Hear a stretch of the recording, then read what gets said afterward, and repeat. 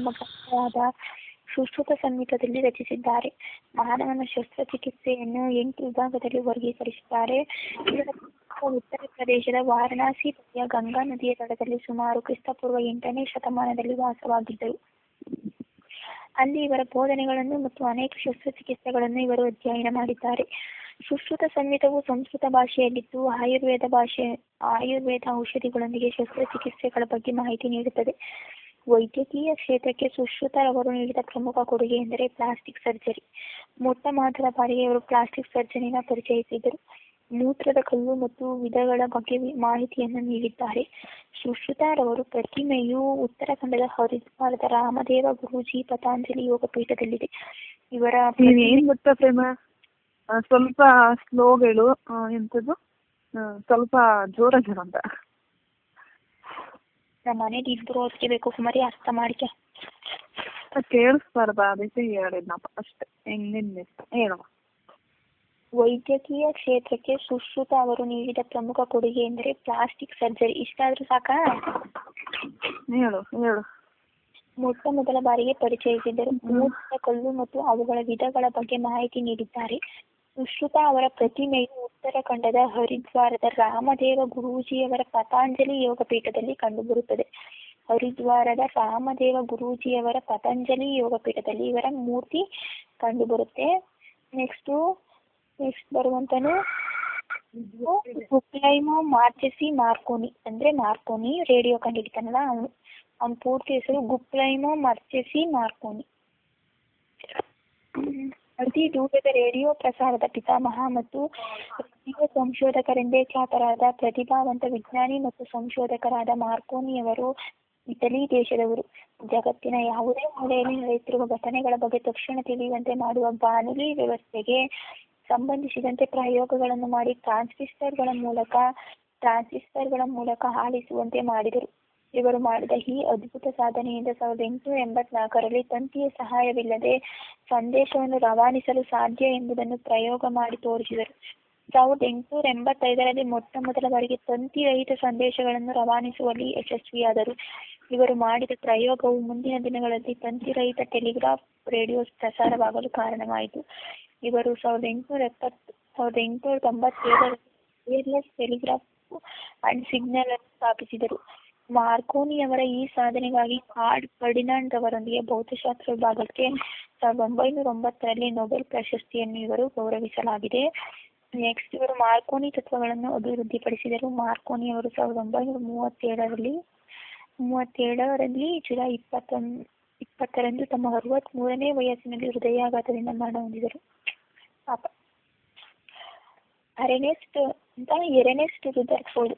Ernest Rutherford ಅವರು ಪರಮಾಣು ಭೌತಶಾಸ್ತ್ರದ ಪಿತಾಮಹ, father of the nuclear physics ಎಂದೇ ಖ್ಯಾತರಾದ ಎರ್ನೆಸ್ಟ್ ರುದರ್ಫೋರ್ಡ್ ಅವರು ಬ್ರಿಟಿಷ್ ರಸಾಯನಶಾಸ್ತ್ರಜ್ಞ, ಭೌತಶಾಸ್ತ್ರಜ್ಞ. ಇವರು ಆಗಸ್ಟ್ 30, 1871ರಲ್ಲಿ ನ್ಯೂಜಿಲೆಂಡ್ನಲ್ಲಿ ಜನಿಸಿದರು. ಇವರು ಮತ್ತು ಅವುಗಳ ರಾಸಾಯನಿಕ ಗುಣಧರ್ಮವನ್ನು ಪತ್ತೆ ಹಚ್ಚಿದ್ದಾರೆ. 1908ರಲ್ಲಿ ರಸಾಯನ ಶಾಸ್ತ್ರ ವಿಭಾಗದಲ್ಲಿ ನೊಬೆಲ್ ಪ್ರಶಸ್ತಿಯನ್ನು ನೀಡಿ ಗೌರವಿಸಲಾಗಿದೆ. ಇವರು ಕೃತಕ ಕ್ಷೇತ್ರ ಎಂಬ ಪದವನ್ನು ಮೊದಲ ಬಾರಿಗೆ ಬಳಸಿದರು. 1919ರಲ್ಲಿ ರುದರ್ಫೋರ್ಡ್ ಅವರು ತಾಪಮಾನ ಪರಮಾಣು ಪದವಾದ ಪ್ರೋಟಾನ್ ಅನ್ನು ಪತ್ತೆ ಹಚ್ಚಿದರು. ರುದರ್ಫೋರ್ಡ್ ಅವರು ವಿಕಿರಣಶೀಲತೆಯ ಮಾನವಾದ ರುದರ್ಫೋರ್ಡ್ ಮಾನವನ್ನು ಕಂಡುಹಿಡಿದರು. ರುದರ್ಫೋರ್ಡ್ ರವರು 1909ರಲ್ಲಿ ಪರಮಾಣು ಮಾದರಿಯನ್ನು ರೂಪಿಸಿದರು. ಆದುದರಿಂದ ಈ ಪರಮಾಣು ಮಾದರಿಯನ್ನು ರುದರ್ಫೋರ್ಡ್ ಮಾದರಿ ಅಥವಾ ಪ್ಲಾನೆಟರಿ ಮಾದರಿ ಎನ್ನುವರು. ಭೌತಶಾಸ್ತ್ರದಲ್ಲಿ ರುದರ್ಫೋರ್ಡ್ ಚದುರುವಿಕೆ ಎಂಬುದನ್ನು ಅಭಿವೃದ್ಧಿಪಡಿಸಿದರು. ರುದರ್ಫೋರ್ಡ್ ಅವರು ವಸ್ತುವಿಜ್ಞಾನದಲ್ಲಿ ರುದರ್ಫೋರ್ಡ್ ಬ್ಯಾಕ್ ಸ್ಕ್ಯಾಟರಿಂಗ್ ಸ್ಪೆಕ್ಟ್ರೋಮೆಟ್ರಿ ಎಂಬ ವಿಶ್ಲೇಷಣಾತ್ಮಕ ತಂತ್ರಜ್ಞಾನವನ್ನು ಅಭಿವೃದ್ಧಿಪಡಿಸಿದರು. ರುದರ್ಫೋರ್ಡ್ ಅವರು ಅಕ್ಟೋಬರ್ 19, 1937ರಲ್ಲಿ ಇಂಗ್ಲೆಂಡಿನ ಕೇಂಬ್ರಿಡ್ಜ್ನ ತಮ್ಮ 66ನೇ ವಯಸ್ಸಿನಲ್ಲಿ ಮರಣ ಹೊಂದಿದರು. ಇವರ ಜ್ಞಾಪಕಾರ್ಥವಾಗಿ 104ನೇ ಮೂಲವಸ್ತುವನ್ನು ರುದರ್ಫೋರ್ಡಿಯಂ ಎಂದು ಕರೆಯಲಾಗಿದೆ. 104ನೇ ಮೂಲವಸ್ತುನ ರಸಾಯನಶಾಸ್ತ್ರದ 104ನೇ ಮೂಲವಸ್ತುನ ರುದರ್ಫೋರ್ಡಿಯಂ ಅಂತ ಹೆಸರಿಟ್ಟಿದ್ದಾರಂತೆ ಇವರ ಜ್ಞಾಪಕಾರ್ಥ. ನೆಕ್ಸ್ಟು ಸರ್ ರೊನಾಲ್ಡ್ ರಾಸೋ ಇವರು ಬ್ರಿಟಿಷ್ ವೈದ್ಯರು. ಇವರು ಮೂಲತಃ ಭಾರತದ ಉತ್ತರಾಖಂಡ ರಾಜ್ಯದ ಅಲ್ಮೋರಾದಲ್ಲಿ ಮೇ 13, 1857ರಲ್ಲಿ ಜನಿಸಿದರು.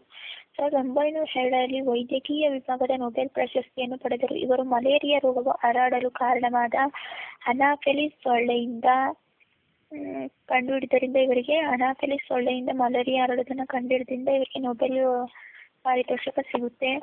ಇವರು ನೊಬೆಲ್ ಪ್ರಶಸ್ತಿ ಪಡೆದ ಭಾರತೀಯ ಮೂಲದ ಮೊದಲ ವ್ಯಕ್ತಿ. ಅಂದ್ರೆ ಇವರು ಭಾರತೀಯ ಮೂಲ ಇವ್ರದ್ದು, ಅದೇ ಇವರು ಬ್ರಿಟನ್ ಅವರು.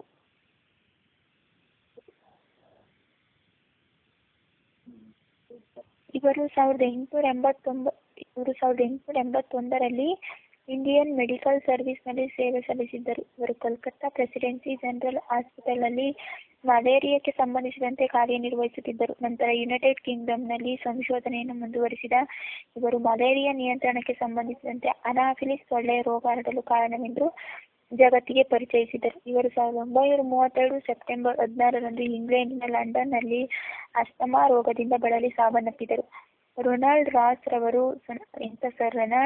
ರವರು ಮಲೇರಿಯಾ ರೋಗಕ್ಕೆ ಕಾರಣವಾದ ಅನಾಫೆಲಿಸ್ ಸೊಳ್ಳೆಯನ್ನು ಕಂಡುಹಿಡಿದ್ದರಿಂದ ಅದನ್ನು ನಿಯಂತ್ರಿಸಲು ಸಹಕಾರಿಯಾಯಿತು.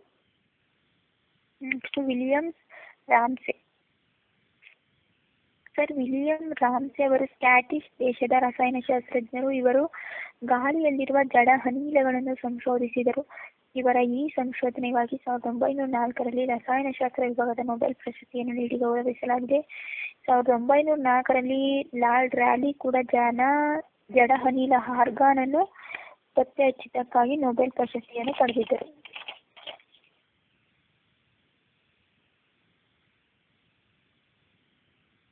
ನೆಕ್ಸ್ಟ್ ಕ್ರಿಶ್ಚಿಯನ್ ಡಾಪ್ಲರ್ ಬಗ್ಗೆ. ನೆಕ್ಸ್ಟ್ ಇವರು ಆಸ್ಟ್ರಿಯನ್ ಭೌತಶಾಸ್ತ್ರಜ್ಞ ಮತ್ತು ಗಣಿತಶಾಸ್ತ್ರಜ್ಞ. ಇವರು ನವೆಂಬರ್ 29, 1803ರಲ್ಲಿ ಆಸ್ಟ್ರಿಯಾ ದೇಶದ ಸಾಲ್ಜ್ಬುರ್ಗ್ನಲ್ಲಿ ಜನಿಸಿದರು. ಇವರು ಡಾಪ್ಲರ್ ಪರಿಣಾಮದ ಬಗ್ಗೆ 1842ರಲ್ಲಿ ಪ್ರಾಗ್ನಲ್ಲಿ ಪ್ರತಿಪಾದಿಸಿದರು. ಕ್ರಿಶ್ಚಿಯನ್ ಡಾಪ್ಲರ್ ಅವರು ವಾಹನಗಳ ಸೈರನ್ಗಳ ಹತ್ತಿರ ಬರುತ್ತಿದ್ದಂತೆ ಶಬ್ದವು ಹೆಚ್ಚಾದಂತೆ ಮತ್ತು ದೂರ ಹೋದಂತೆ ಕಡಿಮೆಯಾಗುವುದಕ್ಕೆ ಸಂಬಂಧಿಸಿದಂತೆ ಡಾಪ್ಲರ್ ಪರಿಣಾಮವನ್ನು ಪರಿಚಯಿಸಿದರು. ಇವರು ಬೈನರಿ ನಕ್ಷತ್ರಗಳ ಬಣ್ಣವನ್ನು ವಿವರಿಸಲು ಡಾಪ್ಲರ್ ಪರಿಣಾಮವನ್ನು ಬಳಸಿದ್ದರು.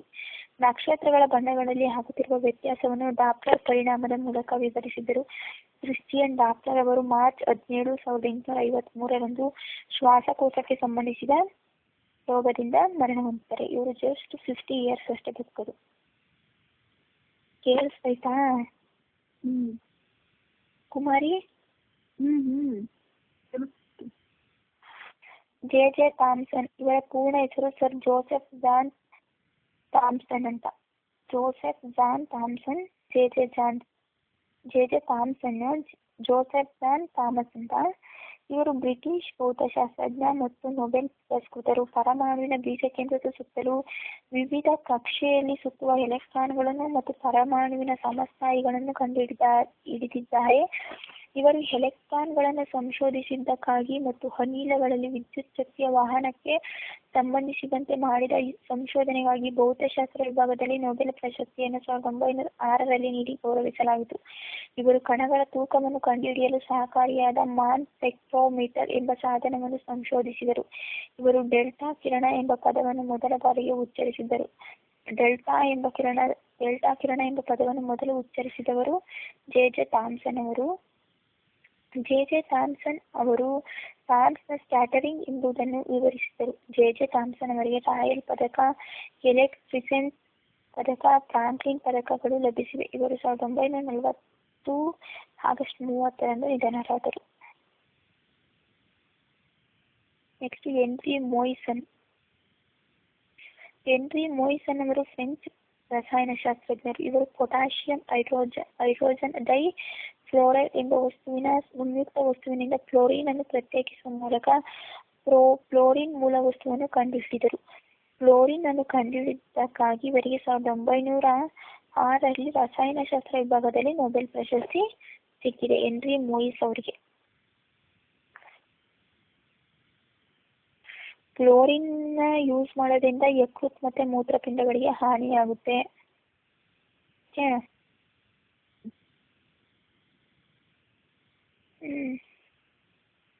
ನೆಕ್ಸ್ಟು ಮ್ಯಾಕ್ಸ್ ಪ್ಲಾಂಕ್ ಅವರು ಕ್ವಾಂಟಮ್ ಸಿದ್ಧಾಂತದ ಪ್ರತಿಪಾದಕರು. ಕ್ವಾಂಟಮ್ ಸಿದ್ಧಾಂತದ ಪ್ರತಿಪಾದಕ ಮ್ಯಾಕ್ಸ್ ಪ್ಲಾಂಕ್. ಇವರು ಶಕ್ತಿ ಕ್ವಾಂಟಮ್ ಅನ್ನು ಸಂಶೋಧನೆ ಮೂಲಕ ಭೌತಶಾಸ್ತ್ರದ ಬೆಳವಣಿಗೆಗೆ ನೀಡಿದ ಅಪಾರ ಕೊಡುಗೆಯನ್ನು ಪರಿಗಣಿಸಿ 1918ರಲ್ಲಿ ಭೌತಶಾಸ್ತ್ರ ವಿಭಾಗದಲ್ಲಿ ನೊಬೆಲ್ ಪ್ರಶಸ್ತಿಯನ್ನು ಪಡೆದಿದ್ದಾರೆ. ಇವರು ಜರ್ಮನಿ ದೇಶದ ಭೌತಶಾಸ್ತ್ರಜ್ಞರು. ಇವರು ಕ್ವಾಂಟಮ್ ಶಾಸ್ತ್ರವನ್ನು ಸಂಶೋಧಿಸಿದರು. ನೆಕ್ಸ್ಟ್ ಸತ್ಯೇಂದ್ರನಾಥ ಬೋಸ್ ಅವರು. ಇವರು ಜನವರಿ 1, 1894ರಲ್ಲಿ ಕೋಲ್ಕತ್ತಾದಲ್ಲಿ ಜನಿಸುತ್ತಾರೆ. ಸತ್ಯೇಂದ್ರನಾಥ ಬೋಸು ಇವರು ಭಾರತದ ಖ್ಯಾತ ಭೌತಶಾಸ್ತ್ರಜ್ಞರು. ಇವರು ಗಣಿತಶಾಸ್ತ್ರದಲ್ಲಿ ವಿಶೇಷ ಕೊಡುಗೆ ನೀಡಿದ್ದಾರೆ. ಕ್ವಾಂಟಮ್ ಮೆಕ್ಯಾನಿಕ್ಸ್ನಲ್ಲಿ ಹೆಚ್ಚಿನ ಸಾಧನೆ ಮಾಡಿದ್ದಾರೆ. ಇವರು ಬೋಸ್-ಐನ್ಸ್ಟೈನ್ ಸ್ಟ್ಯಾಟಿಕ್ಸ್ ಎಂಬ ಸಿದ್ಧಾಂತವನ್ನು ಆಲ್ಬರ್ಟ್ ಐನ್ಸ್ಟೈನ್ರೊಂದಿಗೆ ಸೇರಿ ರೂಪಿಸಿದ್ದಾರೆ. ಇವರಿಗೆ ಭಾರತ ಸರ್ಕಾರವು ಪದ್ಮಭೂಷಣ ಪ್ರಶಸ್ತಿಯನ್ನು ನೀಡಿ 1954ರಲ್ಲಿ ಗೌರವಿಸಿದೆ. ಹಾಗೂ ಬ್ರಿಟನ್ ದೇಶ ನೀಡುವ fellow of the royal society ಎಂಬ ಗೌರವವನ್ನು ಇವರು ಪಡೆದಿದ್ದಾರೆ. ಇತ್ತೀಚೆಗೆ ಫ್ರಾನ್ಸ್, ಸ್ವಿಟ್ಜರ್ಲೆಂಡ್ ಮಧ್ಯದಲ್ಲಿ ನಿರ್ಮಿಸಲಾಗಿರುವ ಸರ್ನ್ ಎಂಬ ಪ್ರಯೋಗಾಲಯದಲ್ಲಿ ಪತ್ತೆಹಚ್ಚಲಾದ ದೇವಕಣ ಅಥವಾ ಗಾಡ್ ಪಾರ್ಟಿಕಲ್ಗೆ ಈಗ್ ಬೊಸಾನ್ ಎಂಬ ಹೆಸರನ್ನು ಇಡಲಾಗಿದೆ. ಈಗ್ ಬೊಸಾನ್ ಎಂಬ ಹೆಸರಿನಲ್ಲಿ ಬೋಸಾನ್ ಎಂಬುದು ಸತ್ಯೇಂದ್ರನಾಥ್ ಬೋಸ್ ಅವರ ಹೆಸರನ್ನು ಸೂಚಿಸುತ್ತದೆ. ಬ್ರಿಟನ್ನಿನ ಇನ್ನೊಬ್ಬ ವಿಜ್ಞಾನಿ ಪೀಟರ್ ಈಗ್ಸ್ ಅವರ ಗೌರವಾರ್ಥ ಈಗ್ಸ್ ಎಂಬ ಪದವನ್ನು ಬಳಸಲಾಗುತ್ತದೆ. ಸತ್ಯೇಂದ್ರನಾಥ ಬೋಸ್ ಅವರು ಫೆಬ್ರವರಿ 4, 1974ರಂದು ಕೋಲ್ಕತ್ತಾದಲ್ಲಿ ನಿಧನರಾಗಿದ್ದಾರೆ. ಕೋಲ್ಕತ್ತಾದಲ್ಲಿ ಇವರ ಜ್ಞಾಪಕಾರ್ಥವಾಗಿ ಭಾರತ ಸರ್ಕಾರವು S N. Bose national centre for basic science S N. Bose national centre for basic science ಎಂಬ ಪ್ರಯೋಗಾಲಯವನ್ನು ತೆರೆದಿದೆ. Next Lewis Edson Waterman. Lewis Waterman ರವರು ನ್ಯೂಯಾರ್ಕ್ನ ವಿಜ್ಞಾನಿ. ಇವರು ಫೌಂಟೇನ್ ಪೆನ್ ಅನ್ನು ಸಂಶೋಧಿಸಿದರು. ಇವರು ತಮ್ಮ ಹೆಸರಿನಲ್ಲಿ ವಾಟರ್ಮನ್ ಪೆನ್ ಕಂಪನಿ ಎಂಬ ಫೌಂಟೇನ್ ಪೆನ್ ತಯಾರಿಸುವ ವಾಟರ್ಮನ್ ಪೆನ್ ಕಂಪನಿಯನ್ನು ನ್ಯೂಯಾರ್ಕಿನಲ್ಲಿ ಸ್ಥಾಪಿಸಿದರು. ಪ್ರಸ್ತುತವಾಗಿ ಈ ಕಂಪನಿಯು ನೆವೆಲ್ ರಬ್ಬರ್ಮೈನ್ ಕಂಪನಿಯ ಒಡೆತನದಲ್ಲಿದೆ. ಈಗ ಈ ಕಂಪನಿ ಇರುವಂಥದ್ದು ನೆವೆಲ್ ರಬ್ಬರ್ಮೈನ್ ಎಂಬ ಕಂಪನಿಯ ಒಡೆತನದಲ್ಲಿ. ಲೇವಿಸ್ ಎಡ್ಸನ್ ವಾಟರ್ಮ್ಯಾನ್ ಅವರು ಫೌಂಟೇನ್ ಪೆನ್ನಿಗೆ ಸಂಬಂಧಿಸಿದಂತೆ ಪೇಟೆಂಟ್ ಪಡೆದುಕೊಂಡು 1884ರಲ್ಲಿ ಈ ಕಂಪನಿಯನ್ನು ಆರಂಭಿಸಿದರು. ಏನು ಗೊತ್ತಾ, ಈ ಪೆನ್ನು ಈಗಲೂ ಕೂಡ 3.5 ಲಕ್ಷ ಪೆನ್ಗಳು ಈಗಲೇ ತಯಾರಿಸ್ತಾರಂತೆ. ಎಷ್ಟು ಹಳೆ ಪೆನ್ನು ನೋಡಿದ್ದು. ಈಗಲೂ ಕೂಡ ಜಗತ್ತಿನಾದ್ಯಂತ ಇದು ಯೂಸ್ ಮಾಡ್ತಾರಂತೆ. ಈ ಪೆನ್ನಿಗೆ 5 ವರ್ಷ ಗ್ಯಾರಂಟಿ ಕೊಡ್ತಾರಂತೆ ಫೌಂಟೇನ್ ಪೆನ್ಗೆ. ಯಾವ್ದು ಕುಮಾರಿ ಫೌಂಟೇನ್ ಪೆನ್ ಅಂದರೆ?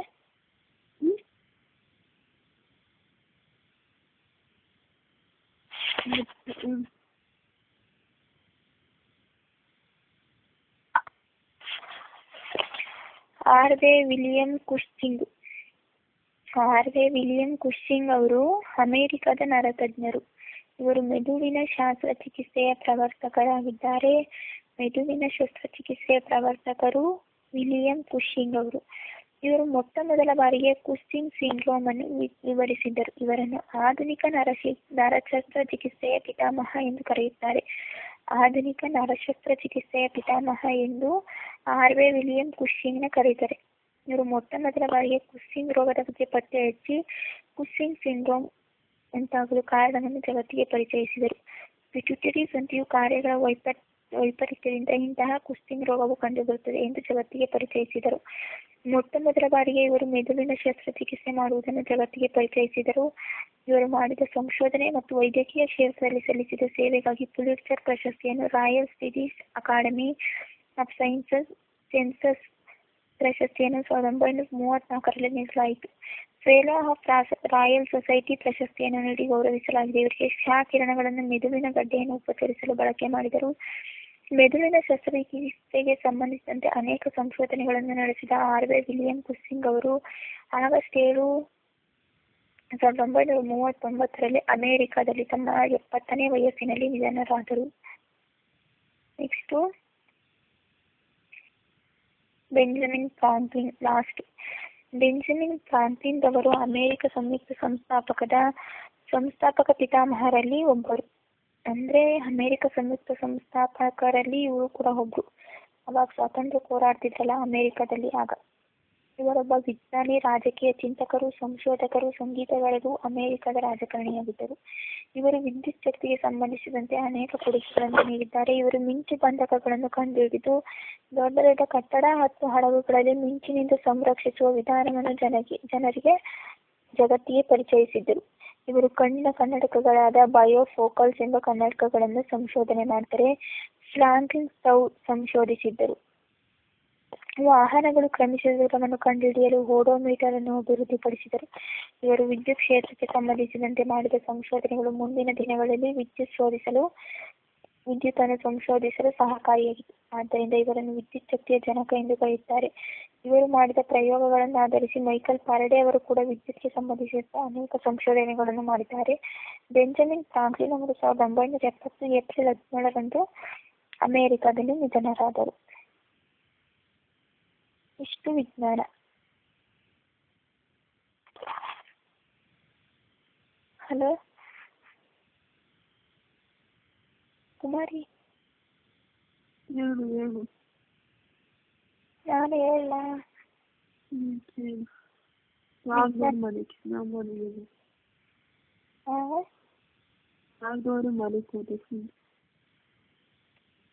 ಕೇಳಿಸ್ಕಿದೀಯಾ? ಅಲ್ಲ, ಆಗ್ದವ್ರು ಮಲಿಕೋ, ಆದ್ರೆ ಹೇಳು. ಹೇಳ್ತೀನಿ ಗೊತ್ತು. ಸರಿ.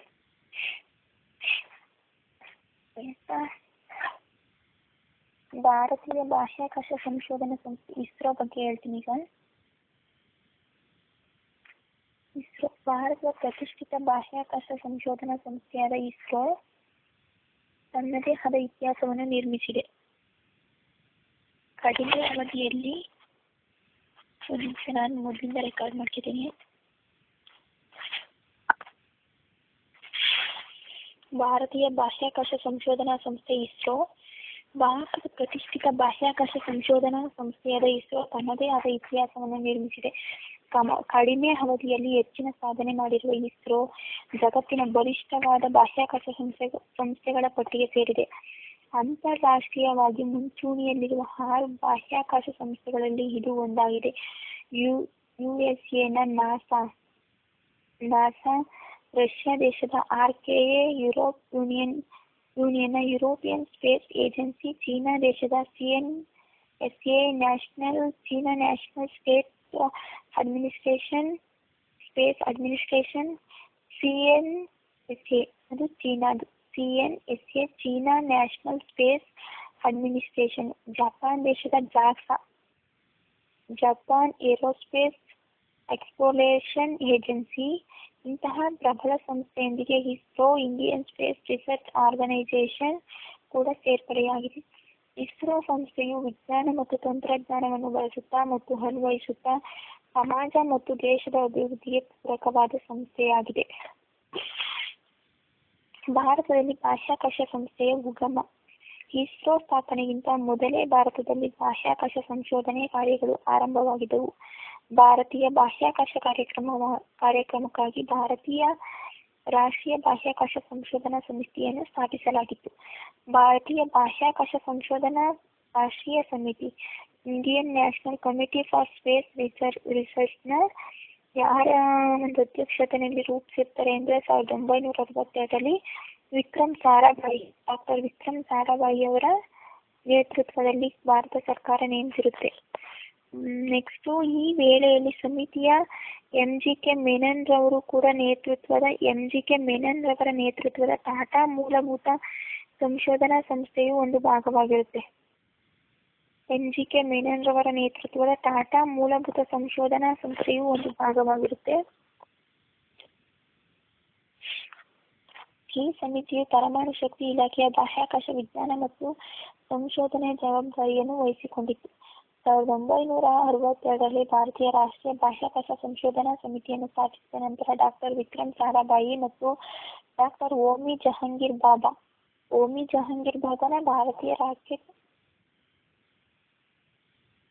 ಭಾರತೀಯ ಪರಮಾಣು ಕಾರ್ಯಕ್ರಮದ ಪಿತಾಮಹ ಹೋಮಿ ಜಹಾಂಗೀರ್ ಬಾಬಾ ಇವರು ಕೇರಳದಲ್ಲಿ ರಾಕೆಟ್ ಕೇಂದ್ರ ಸ್ಥಾಪಿಸಲು ಉದ್ದೇಶಿಸಿ ಸ್ಥಳ ಪರಿಶೀಲನೆ ನಡೆಸಿದರು. ಅಂತಿಮವಾಗಿ ಕೇರಳದ ತಿರುವನಂತಪುರದ ತುಂಬಾ ಎಂಬ ಸಣ್ಣ ಗ್ರಾಮದಲ್ಲಿ ತುಂಬಾ ಈಕ್ವೆಡೋರಿಯಲ್ ರಾಕೆಟ್ ಉಡಾವಣಾ ಕೇಂದ್ರ ಈಕ್ವೆಡೋರಿಯಲ್ ರಾಕೆಟ್ ಲಾಂಚಿಂಗ್ ಸ್ಟೇಷನ್ ಸ್ಥಾಪಿಸಲು ಉದ್ದೇಶಿಸಲಾಯಿತು.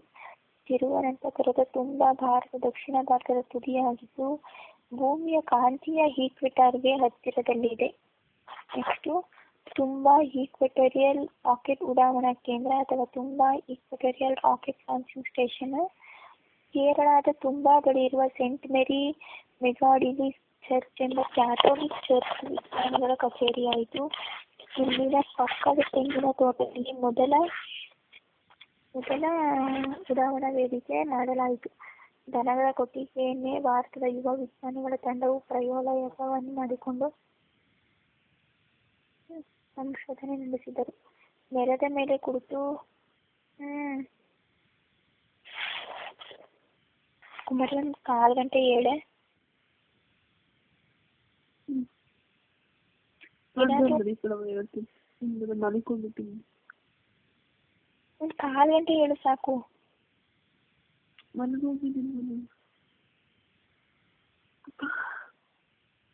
ಸಾಕಲ್ವಾ 1 ಗಂಟೆ ಹೇಳಕ್ಕೆ?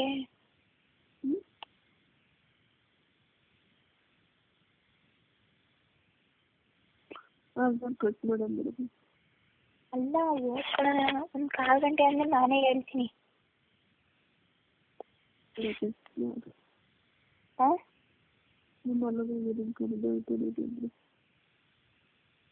ಏನಾದ್ರೂ ಒಂದು 1/4 ಗಂಟೆ ಹೇಳು, ಆಮೇಲೆ ಕಂಟಿನ್ಯೂ ಮಾಡ್ತೀನಿ.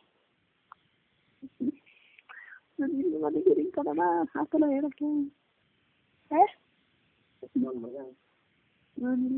ಹಾಕಲ್ಲ ಹೇಳಕ್ಕೆ ಸರ್ ಯಾರು ಇಲ್ಲ.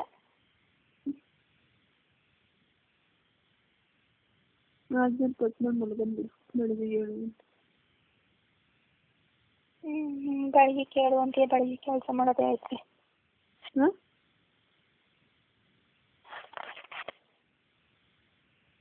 ಆಕ್ಚುಲಾಗಿ ನಾನು ಮಧ್ಯಾಹ್ನ ಸಲ ತುಂಬಾ ಫ್ರೀ ಇರ್ತೀನಿ. ಮಧ್ಯಾಹ್ನ ಸಲ ಫ್ರೀ ಇರ್ತೀನಿ ನಾನು. ಮಧ್ಯಾಹ್ನ ಸಲ ಫ್ರೀ ಇರ್ತೀನಿ ಅಂದೆ. ನಾನು ಫ್ರೀ ಇರ್ತೀನಿ, ಸರ್ ಫ್ರೀ ಇರ್ಬೇಕು. ನಾಳೆ ಒಂದ್ ದಿವಸ ನೋಡ್ತೀನಿ. ಓದ್ಕೊಳ್ಳೋ ಚೂರಿಗೆ ಪ್ರಾಬ್ಲಮ್ ಆದ್ರೆ ಅಲ್ಲ, ನಾನು ದೀಪ ಹಚ್ಕೊಂಡು ನಾಳಿಂದ ಆಜಾರಕ್ಕೆ ಹೋಗ್ತೀನಿ ಬಿಡು. ನಾಳಿಂದ ಅಲ್ಲೇ ಕುತ್ಕೊಂಡು ಹೇಳ್ತೀನಿ. ಇಲ್ಲಾಂದ್ರೆ ನಮ್ಮ ಅವ್ವನ ಅಲ್ಲಿ ನಮ್ಮ ಅಜ್ಜಿ ರೂಮ್ ಐತೆ, ಆ ಕಡೆ ಅಲ್ಲಿಗೆ ಹೋಗ್ತೀನಿ. ನಮ್ಮ ಅವ್ವ ಮನೆ ಕಳಕಲ್ಲ, ಅವಳು ರಾತ್ರಿ ಎಲ್ಲ ಹಾಕಡ್ತಾಳೆ. ಅಲ್ಲಿಗೆ ಹೋಗ್ತೀನಿ. ಇಲ್ಲ ಅಂದ್ರೆ ತೆಗಿನೇನು ಮಾಡಲಿ, ಇವ್ರು ಹಿಂಸೆ ಮಾಡ್ತಾರೆ ಅನ್ನೋ ಸ್ವಲ್ಪ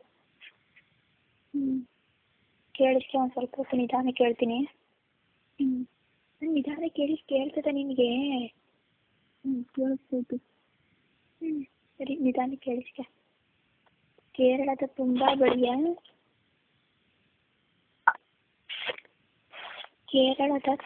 ಬಳಿಯ ಸೇಂಟ್ ಮೇರಿ ಮೆಗಾಡಿಲಿ ಚರ್ಚ್ ಎಂಬ ಕ್ಯಾಥೋಲಿಕ್ ಚರ್ಚ್ ವಿಜ್ಞಾನಿಗಳ ಕಚೇರಿಯಾಯಿತು.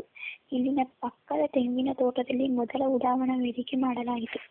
ದನದ ಕೊಟ್ಟಿಗೆಯನ್ನೇ ಭಾರತದ ಯುವ ವಿಜ್ಞಾನಿಗಳ ತಂಡವು ಪ್ರಯೋಗಾಲಯವನ್ನು ಮಾಡಿಕೊಂಡು ಸಂಶೋಧನೆ ನಡೆಸಿದರು. ನೆಲದ ಮೇಲೆ ಕುಳಿತು ರಾಕೆಟ್ ಅನ್ನು ವಿನ್ಯಾಸ ಮಾಡಿ ಜೋಡಣೆ ಮಾಡಿ ಉಡಾವಣೆ ಸಿದ್ಧತೆ ಮಾಡಿದ್ದಾರೆ. ಕರ್ನಾಟಕದ ಸತ್ಯಂ ಎಂಬ ಯುವ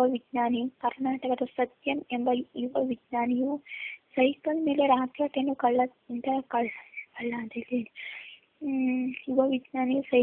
ರಾಕೆಟ್ ಅನ್ನು ಸಾಗಾಣಿಕೆ ಮಾಡುತ್ತಿದ್ದ ದೃಶ್ಯವು ಮೂಲಭೂತ ಸೌಕರ್ಯದ ಕೊರತೆಯನ್ನು ಸೂಚಿಸುತ್ತದೆ.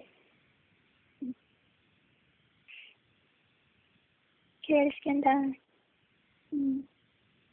ಅಂದಿನ ಕ್ಲಿಷ್ಟ ಮತ್ತು ಮೂಲಭೂತ ಸೌಕರ್ಯಗಳಿಲ್ಲದ ಅಂತಹ ಸಂದರ್ಭದಲ್ಲಿಯೂ ಕೂಡ ನಮ್ಮ ಭಾರತೀಯ ವಿಜ್ಞಾನಿಗಳು ಶ್ರಮವಹಿಸಿ ದೇಶಾಭಿಮಾನದಿಂದ ಬಾಹ್ಯಾಕಾಶ ಕಾರ್ಯಕ್ರಮವನ್ನು ಆರಂಭಿಸಿದ್ದು ಇಂದು ಜಗತ್ತಿನಲ್ಲೇ ಬಾಹ್ಯಾಕಾಶ ಕಾರ್ಯಕ್ರಮದಲ್ಲಿ ಭಾರತವು ಮುಂಚೂಣಿಯಲ್ಲಿದೆ. ಪ್ರಸ್ತುತ ರಾಕೆಟ್ ಉಡಾವಣಾ ಕೇಂದ್ರವು ಆಧುನಿಕವಾಗಿದೆ. ನಾಳಿಂದ ನಾನು ಬೇರೆ ಕಡೆಗೆ ಶಿಫ್ಟ್ ಆಯ್ತೀನಿ ಬಿಡು ಕುಮಾರಿ. ಇವತ್ತು ಒಂದು ದಿವಸ ಅಷ್ಟೇ ಅದು.